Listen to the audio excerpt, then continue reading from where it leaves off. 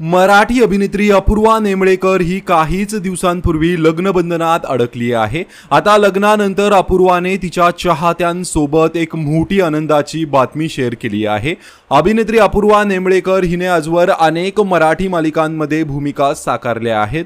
त्यातीलच रात्रीचा खेळ चाले या मालिकेतील तिची शेवंता ही भूमिका प्रचंड गाजली होती। आता सगळ्यांची लाडकी शेवंता म्हणजेच अभिनेत्री अपूर्वा नेमळेकर ही नव्या नावासह नव्या रूपात परत येत आहे। अपूर्वाने तिच्या इंस्टाग्रामवर एक पोस्ट शेअर केली आहे, ज्याच्या कॅप्शनमध्ये तिने म्हटलं आहे, रात्र झाली की ती येते, गाव तिला घाबरतं पण ती कोणालाच घाबरत नाही। तसेच या फोटोवर पद्मिनी अशा नावाचा उल्लेख आहे। एकंदरीतच पाहिलं तर शेवंत आता पद्मिनीच्या रूपात येत आहे आणि हा रात्रीचा खेळ चाले या मालिकेसारखाच कोणता तरी हॉरर शो आहे असं दिसून येत आहे।